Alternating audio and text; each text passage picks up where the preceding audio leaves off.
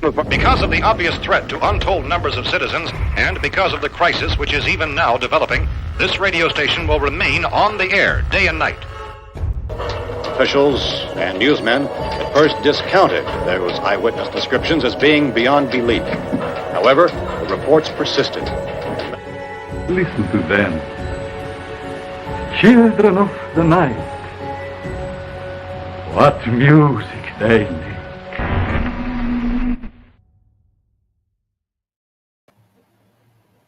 What is up, everybody? Welcome to Boogeyman Radio. I almost mispronounced it all. Welcome to the show. What? Anyway, welcome to the show, guys. I'm Dave. Right there's Chuck. And or should we say Nacho Libre? Nacho. I was saying that earlier. His is way better. Huh? I was saying that earlier, but yours was way better. Oh, thank you. You're welcome. Oh man, what? We got a fun show tonight. Yes, we do. It's gonna be a great show. Great show. It's gonna be great. Not because we're telling you it's gonna be great. It's gonna be great because it's gonna be great. Get in. God, I cannot speak today. You can't talk now. Interesting topic. Yes. Factual with some cool factual stuff that Oh, yes. I think is important for everybody to know, especially with what's going on today. And tomorrow.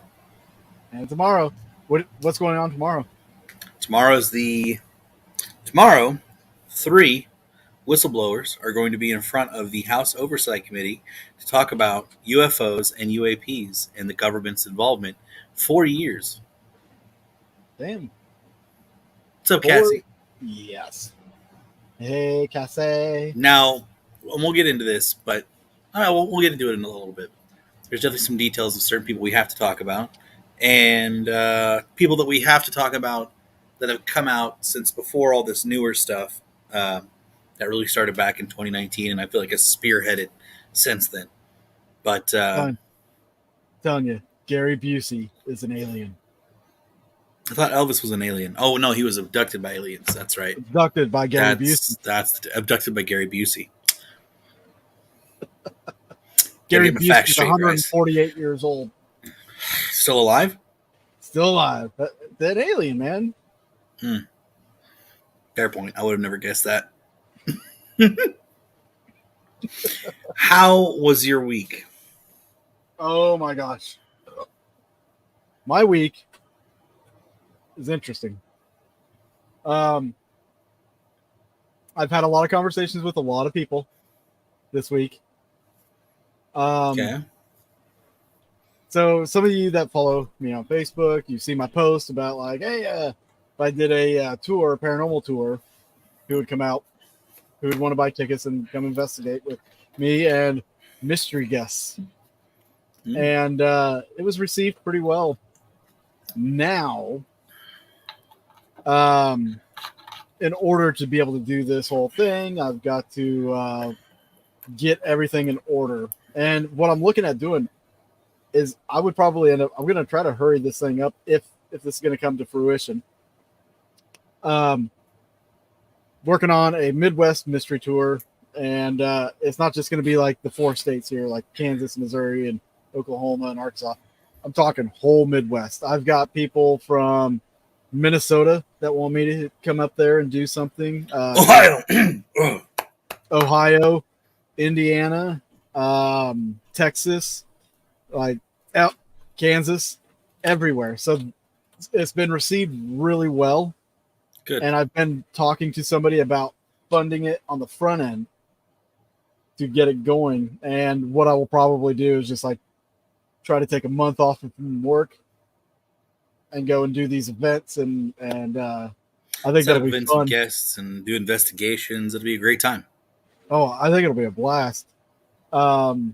Tickets wouldn't be like sky high, like, some places they'll be like $115 to $150. I think max would probably be like $75 just because I have these guests. Yeah, of course. Coming in.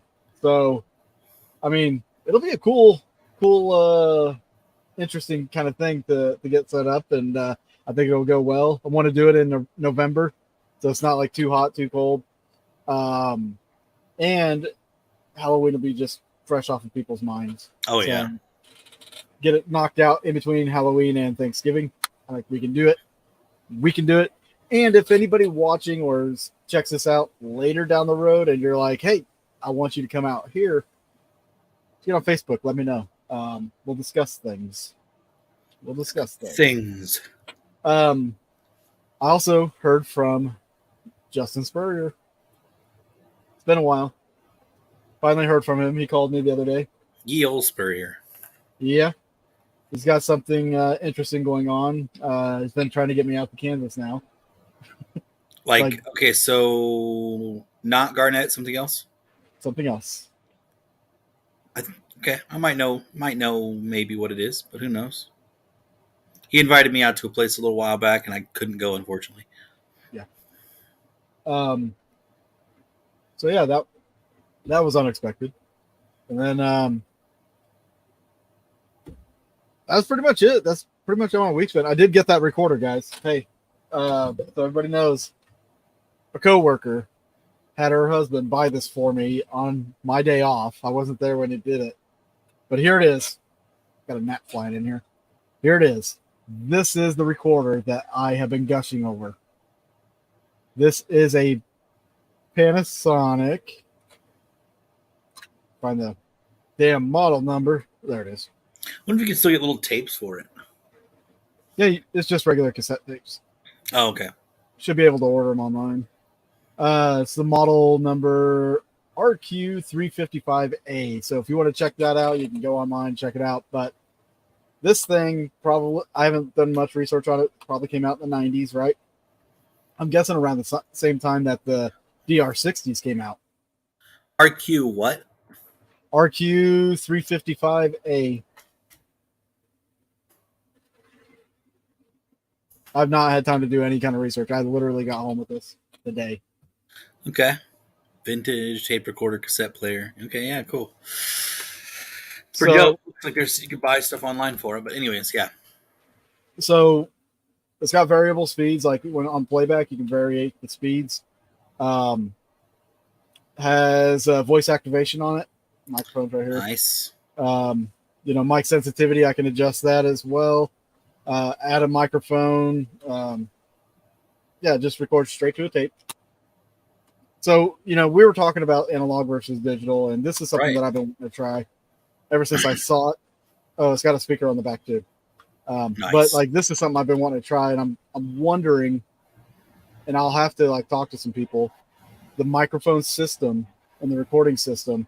I wonder how close that is to the DR60, being that it's a Panasonic itself. Yeah. This could be interesting. Like you were talking about, doing an investigation with the DR60 and this. Let them sit side by side, see what picks up what. Yeah. So, unfortunately, I did put batteries in here, and I don't know if the batteries were dead or not. It didn't play. So I can get a power adapter, put it in there, and check it out. So I'll have to do that either after the show or tomorrow. But very cool. Very cool piece of equipment. So I'm excited about that. Outside of that, man, that's pretty much been the highlight of my week. So yeah. I mean, I haven't really had a whole lot. I've been setting up appointments for some dental stuff coming up soon, which isn't very exciting, but that's going to be a nice chunk of change that I got to take care of. But that's okay. Yeah. Tis to be an adult. But I haven't really had anything major go on this week, so just kind of riding the high on this possible U.F.O. disclosure coming out tomorrow. So that's kind of been getting me. There's a gnat in your drink? It's flying around my face. It's in your room. Okay. Yeah. It's because that beer. It's the beer. It's going after the beer. What beer? I don't have beer. Don't you have a beer in your koozie? No. You can't see it. It's camouflaged. Oh, yeah. All right, John Cena, calm down. Hey, Angel. Shout out to John Cena. I also have some news I'm going to tell you right now that's going to be secret because everybody else don't know what I'm talking about. And how are you? Okay. A certain someone that we talked to about coming onto the radio show finally got a hold of me this morning. So, ball is starting to roll. Just letting you know that. Just for the record, that could be any number of people. Somebody we met recently. Oh. Okay. So yeah, there's that. And also, I forgot to mention this too. With my Into the Light now on Tubi. Yeah. And the distributor's finally coming through with what he said he was going to do. Nice. I'm now having to re-upload and give him the 6th season of Haunting History so he can put that out there. Wonderful. Splendid. Splendid, I say. Ah. So what is that going to do for you? What's that going to do for me? It gets traffic to your content, right? Well, number one, I will get paid for my content, but gotta love residuals. Like I'm getting paid for Haunting History anyway. Still, Oh yeah, like it's YouTube. Like you make your ad revenue or whatnot. right. But no, I get paid quarterly from all that. Wherever, like it's not just going to be on Tubi, but it's going to be on like multiple streaming services eventually. Oh, are we officially streaming on the other place right now? Yes, we are. If you guys have Kick and you're watching this later, or if you're not watching it on Kick but want to check it out on Kick, go check out Boogeyman Radio on Kick. Trying this out. It's the first time we're doing it this way. I don't know how this is actually working. But yeah, I think it's a cool idea to do it this way, and we'll see how traffic builds up. Kick is a new platform for any of you streamers. They have a really low ceiling if you want to start making money on your streams. All you need is 50 subscribers and 5 hours of streaming. And that'll be no problem to make up.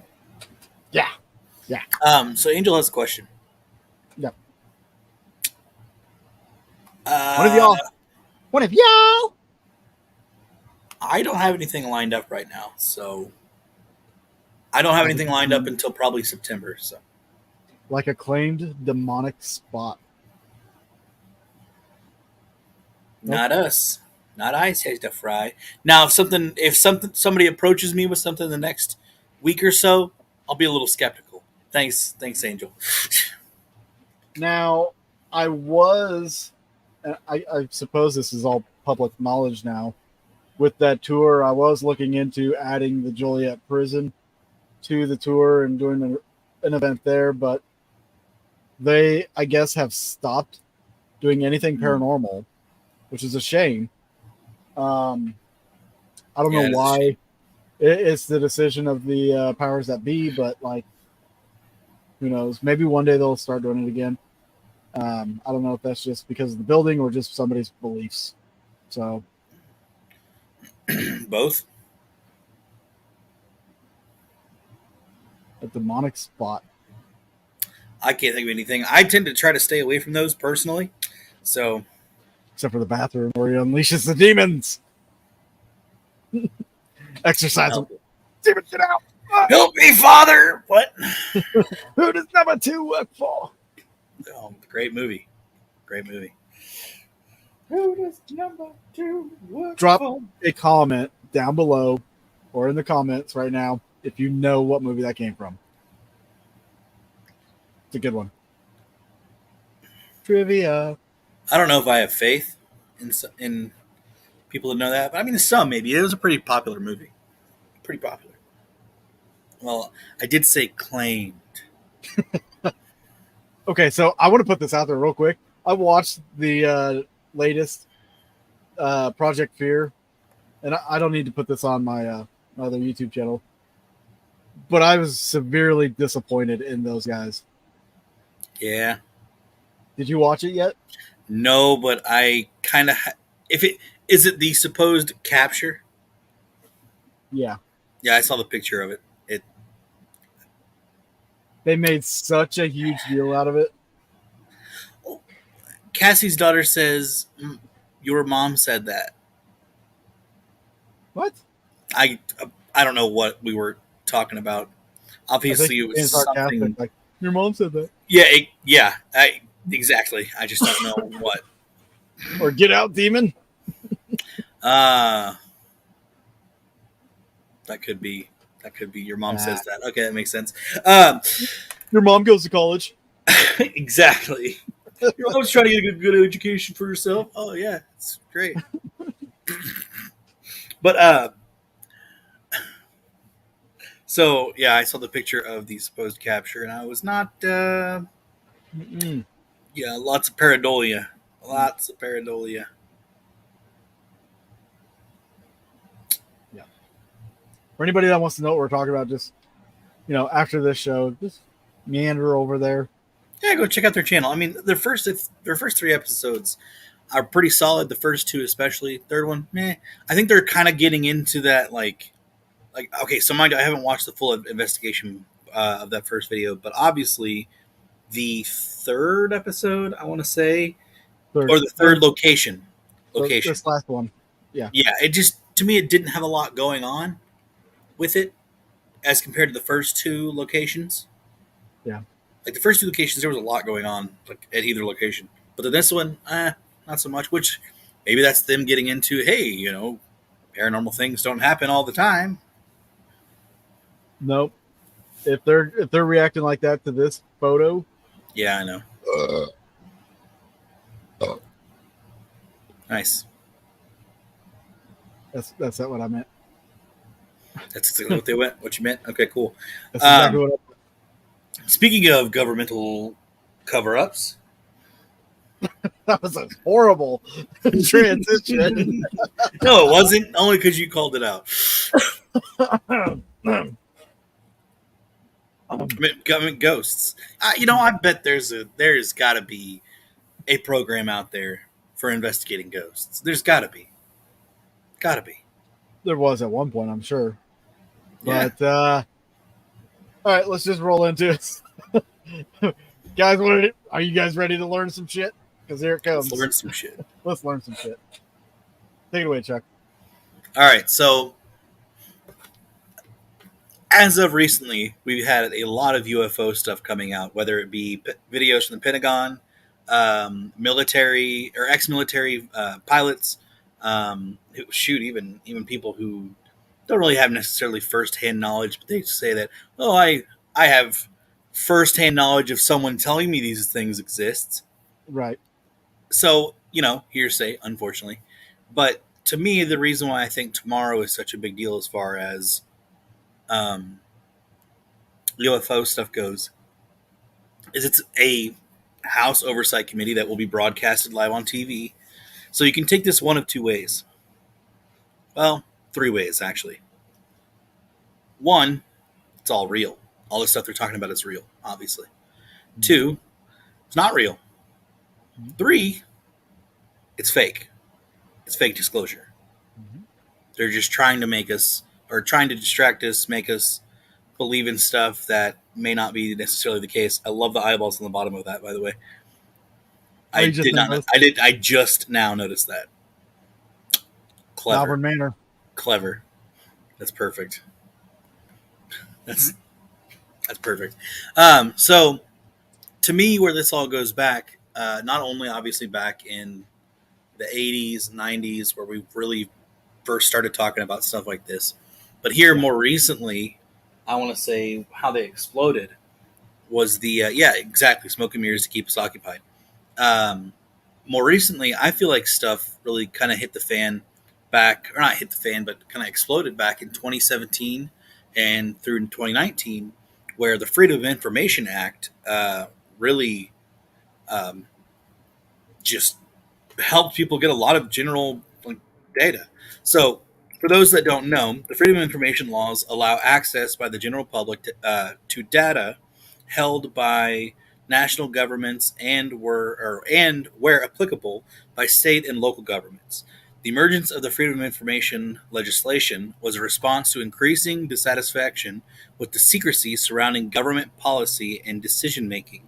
In recent years, Access to Information Act has also been used. They established a right to know legal process by which requests may be held for government held information to be received freely or at minimal cost, bearing standards exceptions. Also variously referred to as open records or sunshine laws. Governments are typically bound by a duty to publish and promote openness. In many countries, there are constitutional guarantees for the right of access to information, but these are usually unused if specific support legislation does not exist. Additionally, the United Nations Sustainable Development Goal 16 has a target to ensure public access to information and the protection of fundamental freedoms as a means to ensure accountability in inclusive and just institutions. So, my understanding of this is now the public, different kinds of people, different kinds of organizations, can ask for information on certain subjects, whether it be governmental programs, that are known programs, obviously, Right. which that has actually happened. That we've had some filings and we've actually had video come from it. The Pentagon has actually released UFO footage within the last 5 years, and it's multiple different scenarios.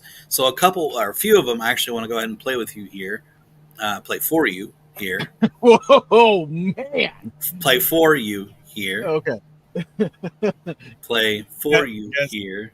So it's not only fans. Correction, play for you here. So I just gotta, give me a break. I'm just kidding. So here's the first one. End of screen. You might recognize part of this from our intro. Yeah, exactly. So here's this one, about minute 16, but it is moving. You just kind of can't tell with the background, obviously. But we'll just watch it over here, and it'll change to different kinds of footage as well. Let's do this.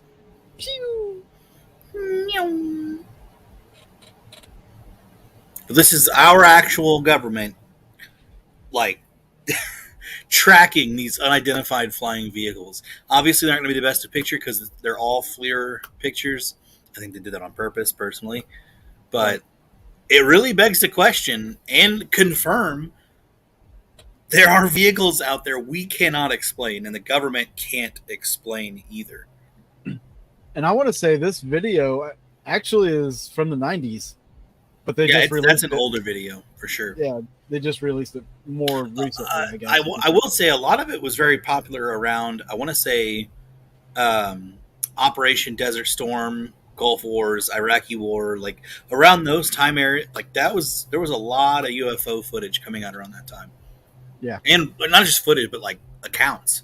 Like, there was a lot of pilots who had different kinds of accounts from those recordings and stuff. Like the thing's moving around, just having trouble tracking. Oh, it just stops. We'll go to the next one.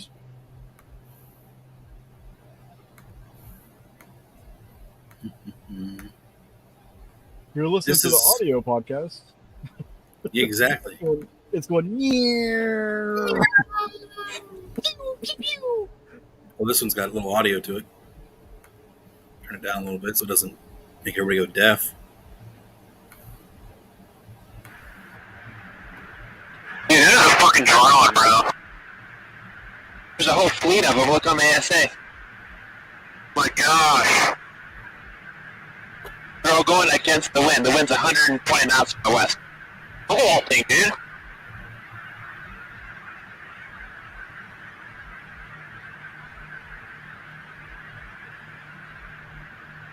That's not LNS, though, is it? It's not. That is LNS, dude.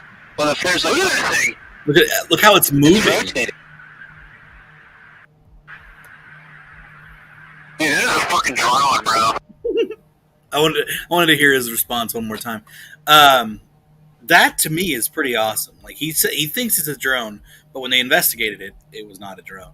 So they can't explain what it is. So there's that one. But what I like about most of this one is you could see it literally start to turn in midair, like, and you wonder how fast this thing is going. It's got to be flying.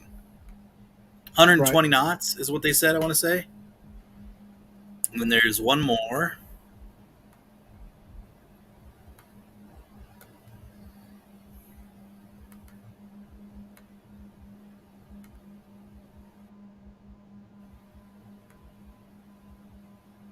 Oh, come on. Oh, come on.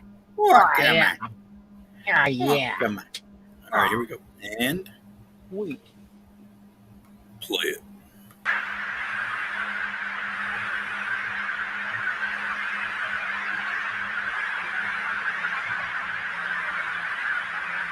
We'll just turn up the volume on that. So you see he's trying to track it, and then boom, it got it. There's some troubleshooting. His phones. No, I took an auto track. Oh, okay.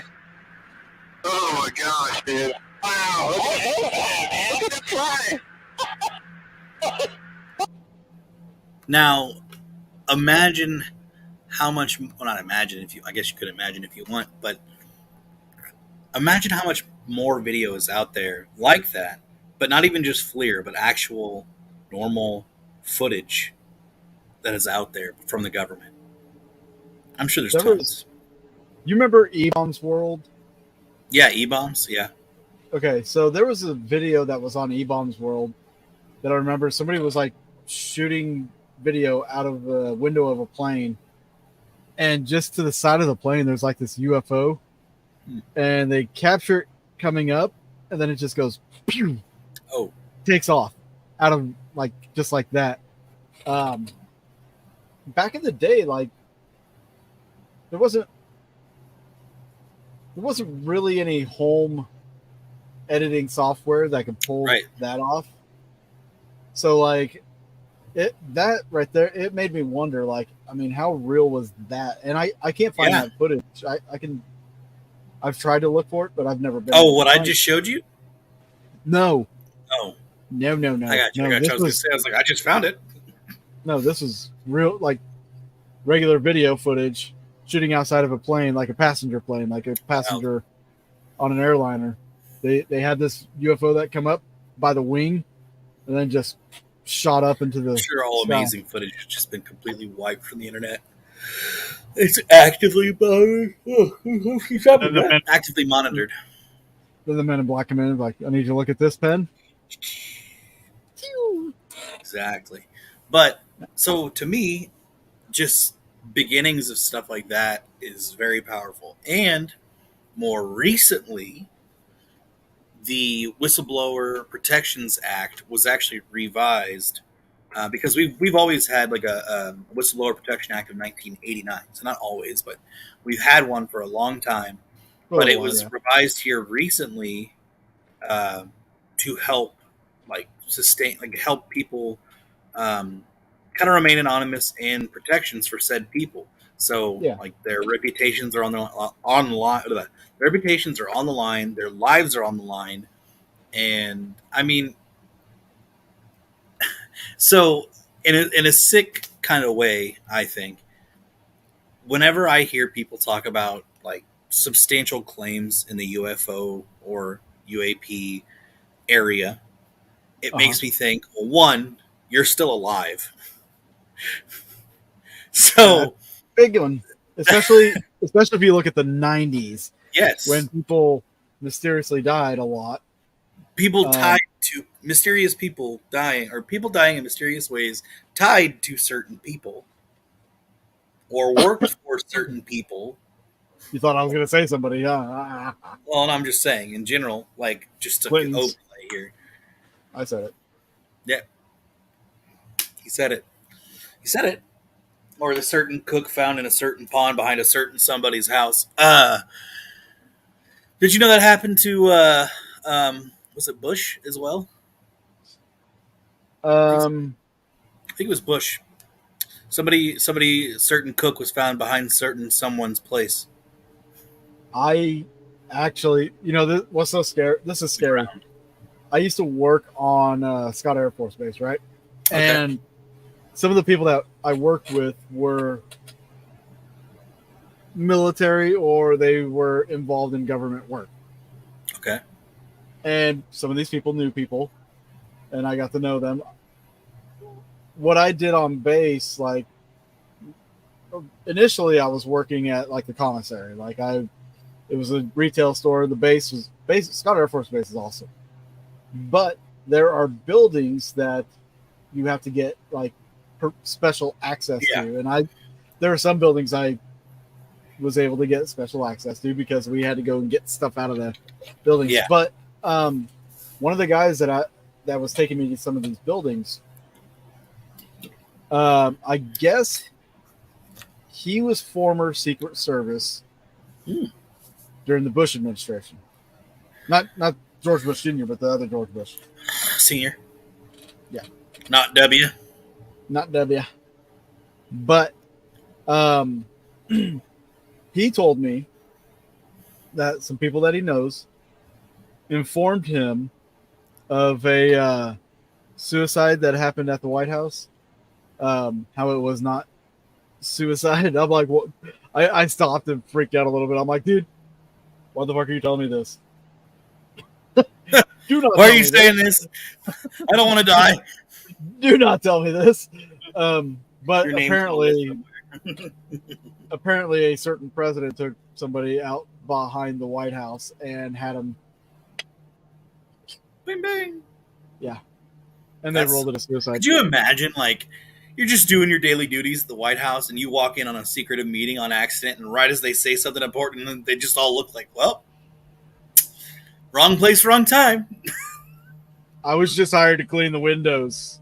Yeah, I don't know anything. I'm sorry your blinds are down. I couldn't do my job. Why are you guys standing up? Don't come any closer. I have a mop. I have a mop. Oh my God. I'm not afraid to use it. That'd be wild, I would probably, like, I wouldn't piss or poop myself, but I'd be definitely farting. I mean, it'd be true, like a true freaking drug house. I mean, you got cocaine, you got people dying, you got marijuana. It's man. Marijuana's not a drug. It's just medicine. At least that's what a doctor told me. I used to suck dick for coke. Well, you ever suck some dick for marijuana? Boo this man! Boo! All right, if any of you know what movie that's from, put it in the comments. Put it in the comments. That's a great movie, too.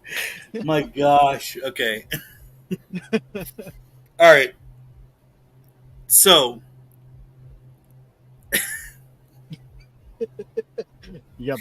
Is there anybody that you want to add to this before I continue?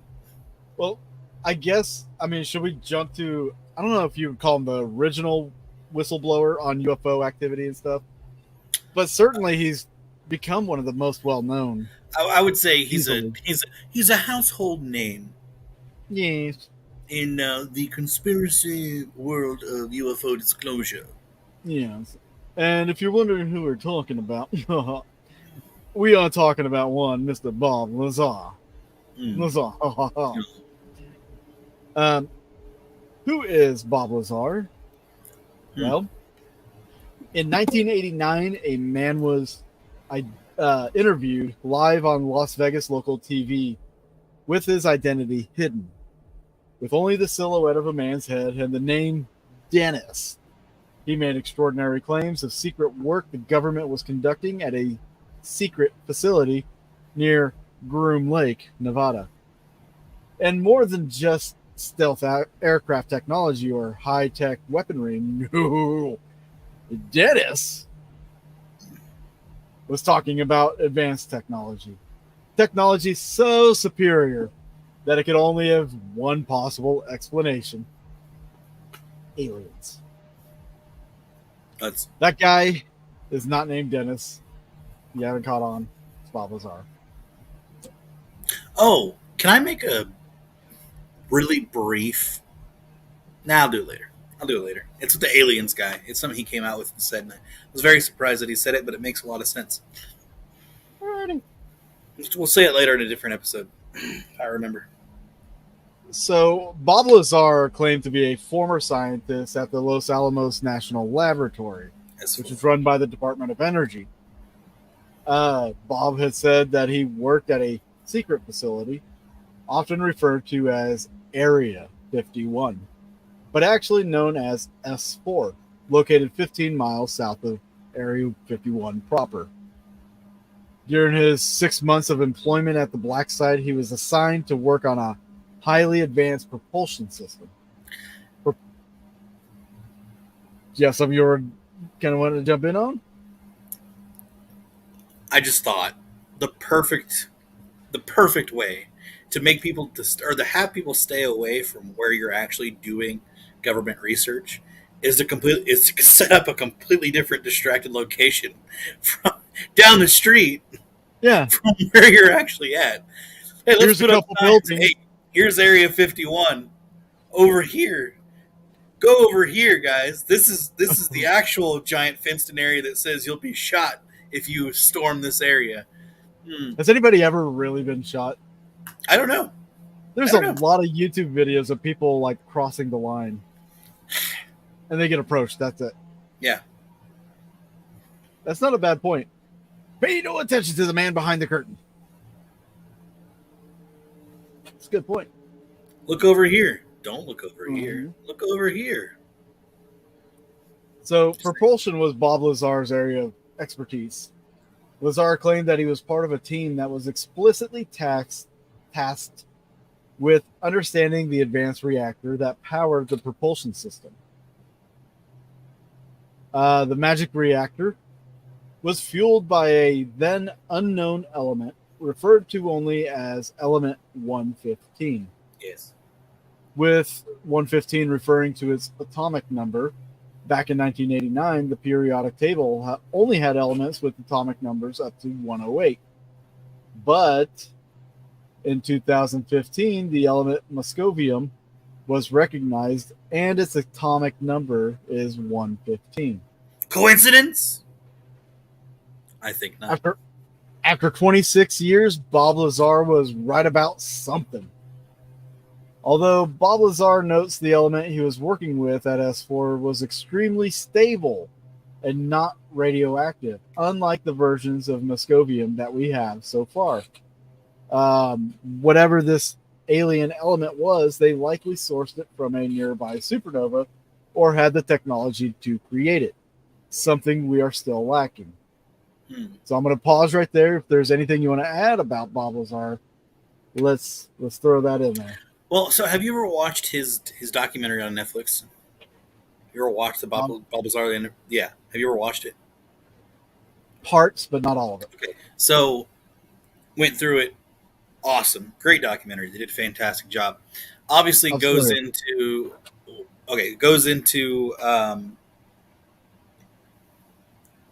his background, his stuff before, his time doing the research, backwards engineering it, and what he got in trouble for the first time was he actually recorded one of the crafts or engines that they were working on in working order, like it was working, and they got it to work and they recorded it, and they just were like, no, you need to destroy that footage like right now.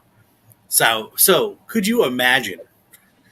Oh my gosh, could you imagine if that footage was around today? It'd be really sweet. But he goes into talking about stuff like that. What's up? One of the people that helped him come out as a whistleblower, George Knapp. Yes.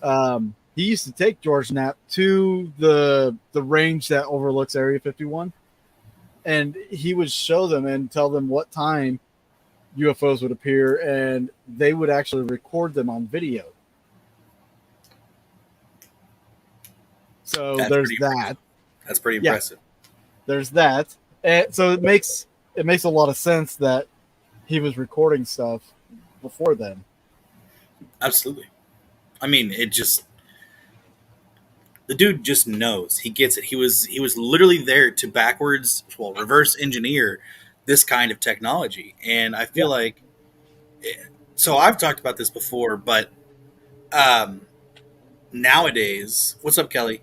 Nowadays, like it's kind of coming out like I talked about this probably for about 2 or 3 years now. I probably learned about it about 2, 3 years ago as well. But private aerospace contractors were given permission to create different kinds of flying machines. And there was actual articles of this stuff in newspapers back in the day.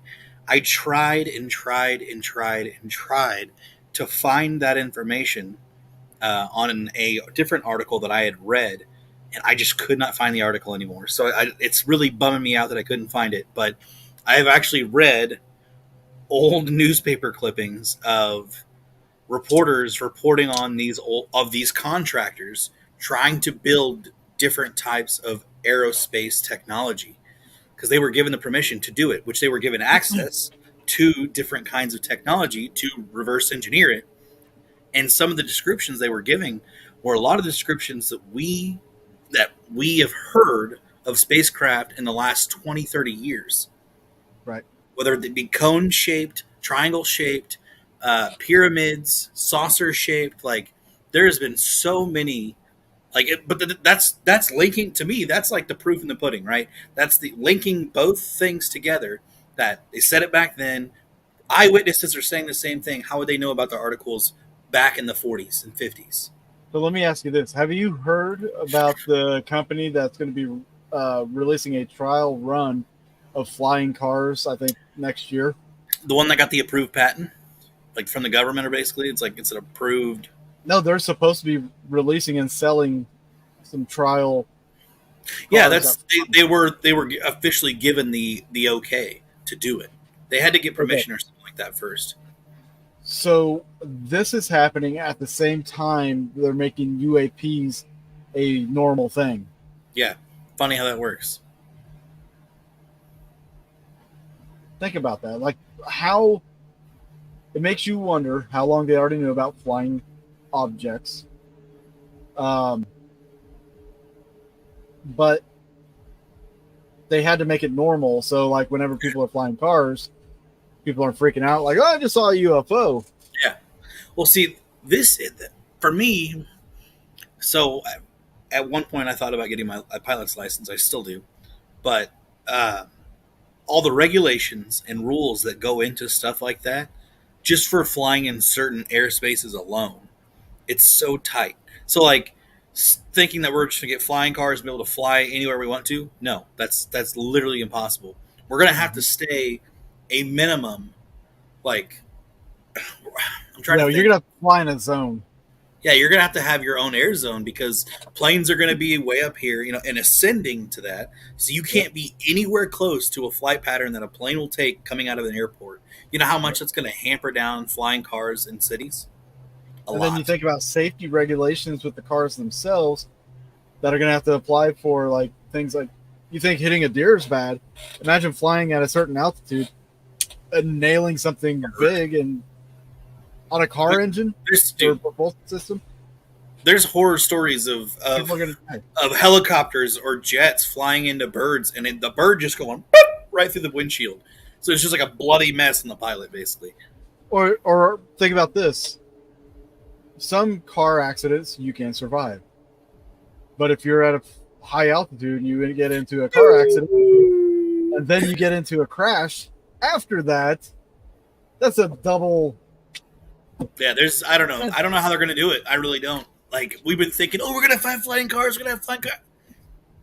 Maybe. Do you really want that? Do you really want that? Do you really want that? Because, in all those cities, I don't see any flying birds in Back to the Future movies. When he goes to the future and cars are, like, literally flying in rows. And it's just like... Now, a hover car would not be a bad idea. Yes. Flying cars, no. Hovering, yeah. That would be that's the flying part, Dave, right? That's the... I guess, yeah. You can't drive with the lines painted on the roads. The sky. First off, there's no lanes, then how can you break the rules? Yep. Just saying. But there's a whole lot of stuff in flying cars that I don't. But yeah, hovering. Well, okay, so here's the thing, though. You see a lot of people with their, I forget what they're called, but it's basically just like a giant motor. You sit in the harness. It's got like a parachute on top or whatever, and you can fly around pretty easy. Isn't it a motoglider? Like a paraglider. Yeah, sure, something like that. But yeah, something like that. I just can't think of the actual words. But those fly at a decent altitude, and they don't have to. But those are again out in the country.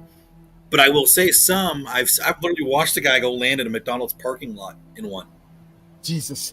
Yeah, that's what I said. He's like, I'm gonna go to McDonald's. I'm just watching him like literally take off and like land in the parking lot. Like you were Just that absolutely he can't insane. take off because he's weighing too much. Yeah, something like that. Maybe, but that'd be so cool to do. Just like fly around and then just like, Right? Just drop in wherever you want. just the lift and So- stuff on that. Let's get back on Bob Lazar here. So a lot of people. So one of Bob's claims was he went to school and did all this stuff and worked at Area 51 basically, or the labs. A lot of the things that he claimed, people did research on. You know, as anybody should. Anytime you have somebody making bold claims, you should do research and find out, you know, if this guy's a kook or not. Right. But one of the things people were finding out was, even though he claimed to have gone to certain colleges, there was no record of him ever going to school at these schools. And then, when they looked into his employment, there was no record of him being employed by these employers. So a lot of things started unraveling for Bob. But what's odd is he knew some things. Yep. You can't really discredit him when he's telling you at this time, if you look at Area 51 as he's talking to George Knapp, if you look at Area 51, you watch it, you will see a UFO come down. Yeah. Well, shoot, you have, I mean, we can kind of segue. I got a little bit more to talk about Bob Lazar, but I guess there was something that Dr. Stephen Greer, if you guys have followed him or watched his stuff, he was taking people out to the desert and just like they were doing like these energy experiments to manifest. Yeah, Yes. to manifest a UFO like contact. And it seemed to work. I haven't watched the videos, but it's like it had positive feedback from it. Now, if you watch his documentary, No, which one? Extremely, with Greer. Yeah. I think crap. I can't remember which one it was. I've been seeing it on like Samsung TV has their own channels and stuff. So like on the Altered or I can't remember what the name of the channel is. They've been showing a bunch of documentaries and stuff like that. But there's one that had him on there, and he was talking about how this is something that he learned through the government. Is it Close Encounters of the Fifth Kind? I think so. Yeah, Okay. possibly. Um, But like he was talking about how they started discovering this connection when he was working for the government, and he wanted to kind of get out there and start talking to people about what he experienced with it, and like there's some things that he knew that he wanted people to know to kind of put them at ease, I guess, but Yes. also to keep people informed.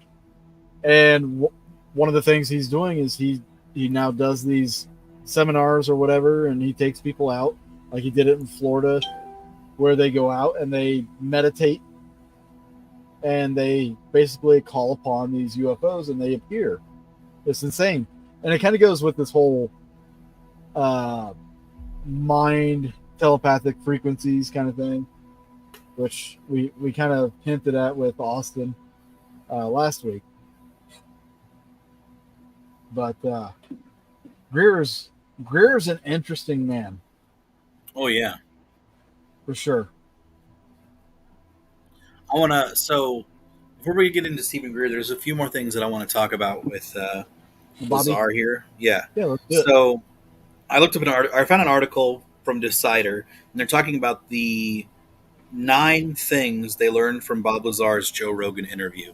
And if you guys haven't watched the interview yet, I highly recommend you go do it. So check out the documentary on Netflix that Bob Lazar has, then go watch his stuff with Joe Rogan. It's fantastic. Kelly said, just watch that on Expedition Unknown, Dave. Yeah. So, boom. So, first one, Balbazar supposedly, obviously, touched the first UFO that he ever saw. That's his. That's just one of the things. So, this is a quote straight from it. This time that I went in, there were hangar doors open. I went in through the hangar door, and in the hangar door was this disc, the flying saucer that I had worked on. I saw it sitting there, and we walked by. It had a little American flag stuck on the side, and I thought, oh my God, this finally explains all the flying saucer stories. This is just an advanced fighter, and this is freaking hilarious. So I went by, I slid my hand along the side of it. I got reprimanded immediately for touching the thing. There was an armed guard following us in and said, keep your eyes forward and your hands at your side and just walk in the door. So just touching it, they didn't know, This makes me think of something. I'm trying to think of the name. It was a military experience. I want to say Rendlesham Forest, or is that in Pennsylvania? The one that happened in England where these two guys that were on lookout saw something crash. They go out to this UFO. They find this UFO, and one of them touches it. And in his mind, he starts seeing flashes of binary code, and he's able to remember a lot of it. And he wrote it down. Years later, like literally within the last 2 decades, they had it transcribed, and there was an actual message in that binary code. So, and this is all because he touched it. Now, Bob Lazar touched this craft. Apparently, nothing happened. But like a lot of people, a lot of these whistleblowers tend to come out and say that there's more than one race of aliens. So, could these two incidences be like multiple races? That's something I kind of question. That's all I had. No, cool. All right. So, second thing, Balbazar replaced a dead guy. So there was a previous scientist that was working on all this stuff that he replaced, and Bob didn't really know how the guy died, but this is what he had to say about it. I was replacing somebody that Barry, his lab partner, worked with prior to me, and I think there was some horrific accident that I didn't have a whole lot of information on. Barry alluded to that where somebody died. Lazar says that he thinks the accident involved the scientist trying to cut into a saucer's reactor. This is back to his quote. This must have been a very desperate attempt because it's not a very scientific process to analyze something that way. But it looked like they used a plasma cutter or something into a operating reactor. Genius. Hold my beer. So, and they have the supposed system in name where this flying saucer came from. Lazar goes on to say, there was some paperwork that indicated that this UFO was from Zeta Reticuli.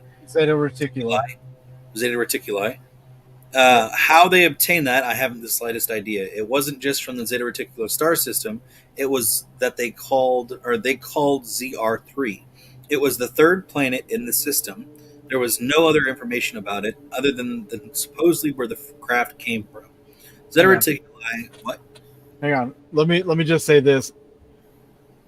This part of the story could have been fabricated because in the 1960s with the Betty and Barney Hill abduction, Betty, under hypnosis, actually talked about the Zeta Reticuli before we even knew about it, and she drew a star map of the Zeta Reticuli before we even knew about it. But what's amazing is once we found out about it, in her drawing, there were more stars than what they had discovered, like at the time of discovery. But later down the road, they discovered all these other new stars which matched Betty's drawing of the Zeta Reticuli. So the Zeta Reticuli and everything was public knowledge at that time. Yes. So it could have been used as a I don't know, like a falsehood. Yeah, that next paragraph basically just went in and said everything you just said. Oh, really? Yeah. Look at me go. So this is No. exactly. So this is also number 4. This is what the inside of the UFO looked like. It's like a very ominous feeling because everything is one color. It's like a dark pewter color. There are no right angles anywhere. It's as if somebody took a model and fashioned it out of wax and then heated it just a short time so everything melted. Everything looks like it's fused together. Everything has a radius, a curvature, where two items meet. It's a really weird looking thing. There was almost nothing other than a small foldable hatchway that looked unrecognizable. Everything was really unworldly. So that makes me think, right? For this craft to be just one complete thing, makes me think that it's energy. Right? It's like obviously it's energy, but maybe its structure being one mass and not separated is it's easily connected and energy running through it is much easier. Like think about if you take like a metallic type of substance, you make that substance very conductive, then it can supply energy to the entire spacecraft.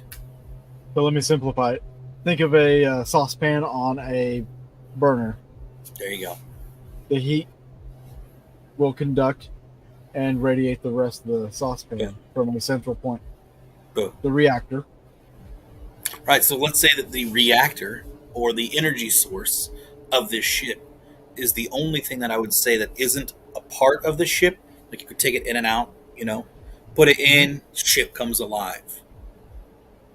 So who's to say that once this thing powers on the ship, obviously there's other layers to the ship that are rotating and moving. I think there's more to it than just the reactor itself. Obviously there's like they go on to talk about in the documentary with Bob that there's this reactor emits a type of field that basically encapsulates the ship, and it's the type of anti-gravity system to where they can move, go as fast as they want, turn as fast as they want, like on a dime. Way more than what we've seen today as far as our own capabilities. But at that point, something that we've always theorized also was, well, are these things being lifted by sound, vibration? Clearly, well, I guess there's some sounds that you can't hear, but certain frequencies have an effect on the human body. I would assume that this is not using sound propulsion, because certain frequencies of sound actually have antimatter qualities. So I don't think this would be a sound propulsion system. This would be something in the likes of, dare I say, I'm not gonna say uranium, but like there's. Did I say your mom? Oh. Who the fuck is this asshole? You've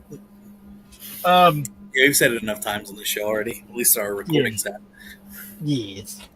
So, like Bob Lazar was the original, right? Yes. Over the years, many people came out. Hell, even the guy that during the Roswell crash on his deathbed was like, "That's not the stuff. That's not what I held up in that picture. That's not." Yeah. The actual thing was. He came out, said it. A lot of deathbed confessions, right? But there was an old man who made a confession in the not too distant past that I think a lot of people really dismissed. I did not dismiss him because, I know better. I'm just kidding. No, this one stood out to me actually because this guy had such a high-ranking position in the Canadian government. And I'm referring to Paul Hellyer. Now, Paul Hellyer was a Canadian engineer, politician, writer, commentator. He was the longest-serving member of the Queen's Privy Council for Canada. So let me skip like a lot of his background because we don't really need it. Get into political career. Been in politics for a long time, from 69 to 88. So on June, so this is going to just like surmise his extraterrestrial intelligence claims. So, like on June 3rd, 1967, Hellier inaugurated an unidentified flying object landing pad in St. Paul, Alberta. The town had built it as a Canadian Centennial Celebration project and as a symbol of keeping space free from human warfare. But in early September of 2005, Hellier made headlines by publicly announcing that he believed in the existence of UFOs. On the 25th of September the same year, he was an invited speaker at an exopolitics conference in Toronto, where he told the audience that he had seen a UFO one night with his late wife and some friends. In 2007, the Ottawa Citizen reported that, which was a newspaper, reported that Hellier was demanding that world governments disclose alien technology that could be used to solve the problem of climate change. And in an interview with RT, formerly Russia Today, in 2014, Hellier said that at least 4 species of aliens have been visiting Earth for thousands of years, with most of them coming from other star systems. Although there are some living on Venus, Mars, and Saturn's moon. Now, Hellier is no longer alive. He did die, but he died at the age of 98, so it wasn't like somebody off him. But he wrote a lot of books about aliens, and, you know, one of his biggest things was he said that the U.S. government had alien technology, and he was actually trying to get them to admit it and make it public knowledge. And this goes into part of the whole climate change thing. He thought that, you know, with the technology that we had, that apparently he knew that we had, and I think he said somewhere that he also knew that the Canadian government had some technology as well, that technology could be used for good. That's what he was pushing for. It was like, let's not sit on this and wait for warfare. Let's implement this for a common goal, you know. But it's sad that he's already dead, because I think he probably would have told us a lot more had he not passed away. Oh, absolutely. And it was when he came out, this is something that I remember, because it maybe for 3 days it made some headlines here in the States. You know, watching like Fox News, CNN, and NBC, or whatever you watch, you're not going to hear jack shit about like the Canadian government. No. Or any official from the Canadian government. But this guy got coverage. And that was something that stood out to me. So I just wanted to throw him out there as a whistleblower, because he was on a path of something. He wanted everybody to know there's this technology that's being used, and you don't know about it, and it could save the Earth. Well, there's lots of technology out there that we don't know about purposely. And that technology, a lot of that technology has to come from crash sites. You know, oh yeah, things that they're using on board their ship probably get integrated into our stuff. Like, you know, I think the reason why we have these today, Tesla, is a lot of other backwards engineering. That too. I mean, FaceTiming over one of these. Think about the process of how that has to go. If you were to do that back in the 1960s in front of somebody, they'd probably think you're from the devil. See this little window? You're going to be able to see people from across the world on this thing. What? How? Don't matter how. Yeah.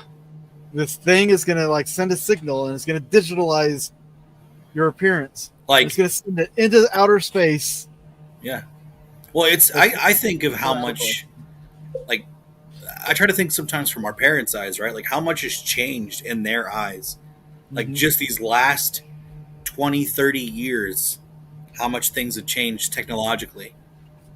Yeah, absolutely. Like, it's amazing.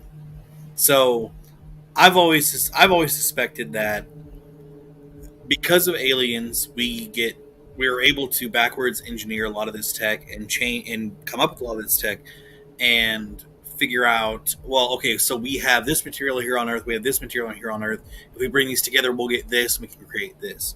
Because, I mean, shoot, in the 60s, you have these massive computers that are just a giant room. Literally, a room is one giant computer. Yeah. That's how we got to the moon. Or did we? I was watching something about that on the Y-Files. Very. Oh, yeah. That channel's so epic. good. That channel's so good. He just did this new video about the moon landing thing. One of the biggest pieces of evidence, besides some videos where they're talking about we've never been, the radiation that surrounds the Earth, we can't block it. There's no way we got outside of that. Yeah, anyway. How do we get it? Yeah. But anyway, I digress. No, I was just going to say that channel's fantastic. You guys should check it out, too. Along with, if you guys haven't checked out Bright Insight, you should check out Bright Insight as well. That guy's come with a lot of great... If you haven't watched it yet, Dave, no, I haven't. You need to watch his latest episode. You need to watch it. It's very awesome.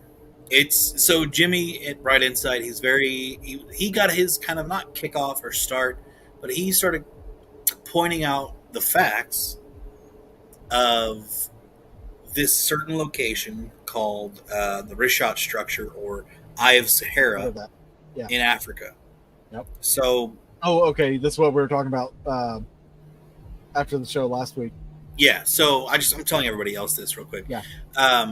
He has been questioned heavily, and a lot of people makes total sense, but he came up with a theory that the Rishat structure was actually Atlantis, and we've talked about this on the show too, so I won't get too deep into it. Yeah. But he has a new video talking about old maps that depict Africa lush and green. It didn't come out until the past, I would say, 10, 15 years that they confirmed that Africa was lush and green. It's normal climate change that the Earth goes through. It's completely normal. Africa used to be full of, yeah, exactly, the rotation of the freaking poles. Not that hard to figure out. You can just take a, what's it called? Just like a spinner, a top. Just spin it, and you'll see that thing start to weave and wobble quite a lot. So you ain't no weeble wobble. Exactly. So don't be surprised. All these things happening. It's because the Earth's just slowly, naturally changing. It's going through its cycles. Facts. So, anyways, go check him out. He pulls out these old maps that are trying to preserve history, and it's like maps that are 500 years old, where Africa wasn't green until like 4, 5, 6,000 years ago. Like, that's just how far back. So amazing how they still had that technology or that knowledge 500 years ago, yet we just seem to forget it. Or hide it. It's in the Vatican. Because Jesus was white.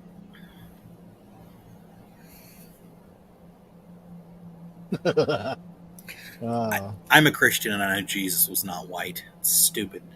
But more as the UFO stuff, I'm going to talk about it more, hopefully maybe mention it next week before the major show starts. But tomorrow, like I said, there is a House committee hearing for these 3 whistleblowers that have come forward. They've all been named. They're all credible. One of them is a specific high-ranking, what's it called? Just a high-ranking intelligence officer. So his spiel was intelligence, and he was a part of, I think it was the program that was made to identify UAPs. I think he was a part of that program, and he's coming forward. Yes, and he's coming forward with all the testimonies that people like. Yes, it's hearsay, but it's hearsay from people who have seen this stuff firsthand. So this guy has been completely backed up. And that's why there's 2 other whistleblowers that are going to be there with him backing up his claims. And his claims majorly is that these ships are not human origin. These are non-human ships, and the government has been retrieving craft for years. AKA, we've already known this. Now, I think it's important for us to just put it out there as well that, like you said, this is just what he's put out there, like that interview he did. It is just hearsay. Yes. You have to have proof, physical or whatever. At the end of the day, this gets you nowhere, right? Yes. You can talk all you want. That's the trouble with a lot of these whistleblowers. A lot of them will just say things like deathbed confessions and all this stuff. Yeah. They'll say things, but there's no proof. Where's the proof? Right. There has to be proof, and hopefully one day we'll get that disclosure, which is what everybody wants. But the sad thing is, I think the proof is darker than what we think, personally. And well, you look at folks like Bob Lazar. His name's been run through the mud, even by our own government. Could they have set him up to where they deleted his records from his school, deleted records from his employer? Possibly, yeah. But there's some consistencies and inconsistencies, and everybody's going to focus on those inconsistencies. Anybody with a skeptical point of view, you're going to focus on those inconsistencies and just be like, look, he's inconsistent. There's no proof, no physical proof. He needs an object in front of us. It's like ghost hunting. I want to see actual footage of a real craft. Yeah, have it appear in front of me, and I'll believe it. Seeing is believing, and I think we're close. Exactly. I think we are too. I think I've talked about this with you before, but I've kind of had a theory going for a little while now that, I don't know, I have witnessed and seen some pretty amazing things in my lifetime that are pretty special. I guess I need to tell you here in a little bit. Okay. That are pretty special. And I don't see it as a coincidence that all these things have happened in my lifetime. I fully think that that us alive right now, and obviously I don't know how many years down the road, but I feel like we're going to see some more amazing things to come. Whether it be UFOs, ghosts, advanced technology, AI, good things, bad things, whatever. We're going to be a part of some crazy stuff. I hope you guys are ready for that ride, because I am. Just saying. So what I got excited about, I forgot to even tell you this. Yeah. I saw another UFO. Oh, nice. Was sitting outside having a couple beers, and just sit in the swing. Jennifer was with me. We saw this light appear in the sky, and it traveled not very far though. It didn't go across the horizon or nothing. It probably went horizons like this. It probably went like this. Traveled and fucking disappeared. No clouds. Just disappeared. It wasn't completely dark. Sky wasn't Full completely dark. disclosure, I have never seen a UFO, so the fact that he's seen how many now? Several. Exactly. But where I live, it's pretty prone, yeah. See, I'm wondering too if the creation of that battery plant here in Kansas. So there's a new battery plant in Kansas that might attract something, but maybe.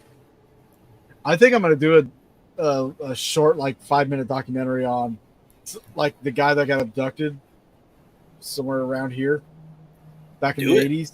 Yeah. Or 80s or 90s.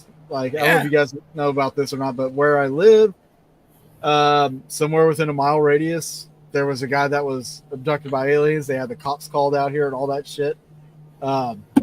I stumbled upon a video about it randomly, just completely randomly. I'm like, well, that makes sense. It's been happening for years. So, but yeah, maybe I should do something on that. That'd be cool. because some of those cops are still alive. I know they are. Their last names, I know them. I know their last names. So, That's small wild. town area. Very interesting. Yeah. But, you know what we should do for next week's show? Everybody that's watching now, if you want to throw some ideas out there for us to do a topic for us to cover, Yeah, what's something you'd next like us week to or talk something, about? throw it in the comment section. If we get enough suggestions, yeah, I just bit my tongue. You really can't talk today, guys. I cannot.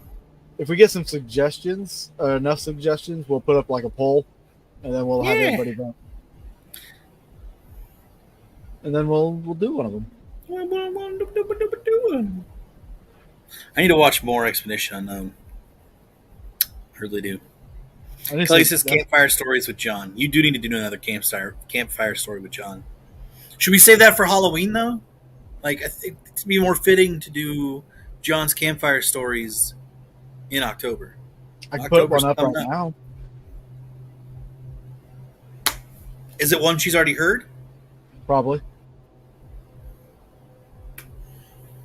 Maybe. Kelly, if you're here for it, I'm here for it. But I mean, we can just add it. It's not like it's going to get copywritten or nothing. fair enough. You know? Let me see if I can find where it's at on my computer.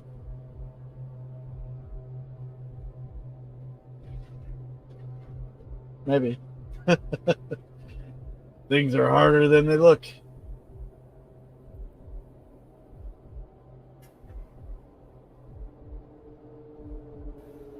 Or maybe we'll just save that. I don't want to sit here and be looking the whole time, you know what I mean? This is Oh yeah, no, I impromptu. totally understand. We can do it another time. Yeah. Just throw it up on the channel as a Little clip or a impromptu. video or whatever. Yeah, but if you guys haven't watched it yet, there's a Sean Ryan show as well. He's an awesome podcaster. Talks with some amazing people. You got to check out his 2 episodes with Stephen Greer. I thought about maybe making some clips from it and throwing it up on our show or on our TikTok and other things, just because he's given people full permission to take video clips and videos from the show. Just make sure they tag the show itself, tag the what is it? What did I say? The Sean Ryan show. So make sure you tag the show and support the show. Which, like obviously, aren't trying to steal anything here, but he's given people permission to use his show. So with some of these UFO people, I think it'd be a smart idea. Smart idea. Cassie, if you would send me the name of the Pittman show again. Never mind, I just remembered it. I think I'm gonna do I got a moth in here. Okay, so Cassie asked, what were the other channels you referenced tonight? So yes, I just said one of them. Yeah, the Y-Files, the Sean Ryan show, Bright Insight with Jimmy, but I just can't think of his last name. Who else have we highlighted tonight? Oh, yeah, no, you already said the Y-Files. That's all I can think of at the top of my head right now, but go visit those. Fantastic show, channels, great channels, especially the Y-Files. That guy does his research, and he's not afraid to talk about stuff. It's great. Yeah, it's like a breath of fresh air, and his little bitty commentator is adorable. His little fish. His fish. Yeah, it's freaking his little sidekick. I love it. Hang on a second. Okay. I'm gonna try something here.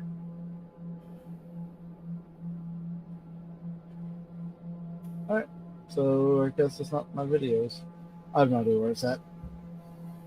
I was trying to do a search here and pull up some John stuff, but I thought I had a third one somewhere that I had not released, and I was like, you know what? Maybe we'll put it out there. But I don't. So we're not. And that's okay. Again, guys, if you have a suggestion for next week, throw it in the comments. And if you haven't subscribed yet, the hell are you waiting for? subscribe to the channel, like this video, hit the bell for notifications so when we go live, hit you first. You are watching on Kick. Thank you for watching on Kick. Definitely appreciate it, and follow us there. Those of you watching on YouTube or Facebook or Twitter, follow us on Kick as well, kick.com. It's a great platform for streamers, and we hope to see you guys there and support the show there as well. Let us know how the stream went. It was our first time doing that. And yeah, that's about it. Anything you want to add before we go? Yes. No, I'm good. Okay. Yes, no, I'm good. All Thank you guys so much for being here. It's been a pleasure, and I hope you all have a great week. See y'all then. Yeah. See you guys next week. Deuces.